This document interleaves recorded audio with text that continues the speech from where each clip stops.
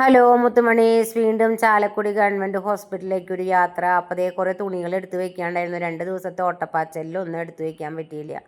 ഇന്നൊരാൾക്ക് എന്താണോ ദാദിമോട് വല്ലാത്തൊരു സ്നേഹമായിരുന്നു. അത് ഇടയ്ക്ക് ഒരു സ്നേഹമൊക്കെ വരുമ്പോൾ ഫുഡ് വാരി കൊടുക്കും, പിന്നെ അതേ മുടിയൊക്കെ ചീവി കൊടുക്കൽ, നഖം വെട്ടലൊക്കെ ആണ്.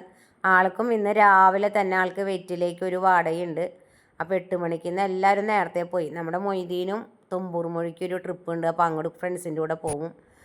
പിന്നെ ദേ ഞങ്ങൾ ഹോസ്പിറ്റലിലേക്ക് ഇറങ്ങി എല്ലാവരോടും യാത്ര പറഞ്ഞ്. എന്താ വെച്ചാൽ ഇന്ന് വരുമ്പോൾ എന്തായാലും നേരം വൈകും. അമ്മയ്ക്ക് 2 ഡോക്ടർമാരെ കാണണം, പല്ല് ഡോക്ടറെയും കാണണം, എല്ല് ഡോക്ടറെയും കാണണം.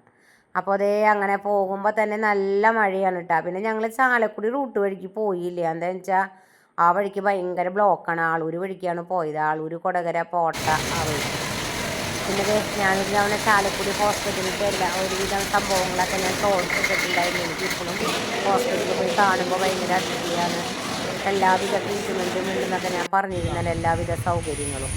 അപ്പോൾ അതേ ഞങ്ങളൊരു കാലിച്ചായ കുടിക്കാൻ വന്നതാണ്. ചായ കുടിച്ച് തിരിച്ചു പോകുമ്പോഴേക്കും നമ്മുടെ സോറമ്മയുടെ കയ്യിൽ നിന്ന് ഡോക്ടറെ കണ്ട ലിസ്റ്റുകളൊക്കെ മിസ്സായി. പിന്നെ ആളാകെ ടെൻഷനായിപ്പോയി.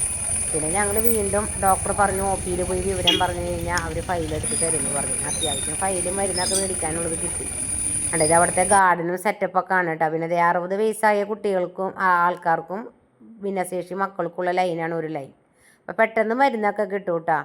അത് മറ്റുള്ള പ്രായക്കാർക്കുള്ളത്. അപ്പോഴേക്കും നമ്മുടെ സോറമ്മയുടെ റിലേഷനിലുള്ള ഒരു ഫാമിലീനെ കണ്ടു. സോറമ്മയ്ക്ക് ഭയങ്കര ഹാപ്പിയായി അവരെ കണ്ടപ്പോൾ. ആദ്യം സോറമ്മ ചാലക്കുടി താമസിക്കുമ്പോൾ വളരെയധികം ഹെൽപ്പ് ഉണ്ടായിരുന്ന ഫാമിലിയാണ്.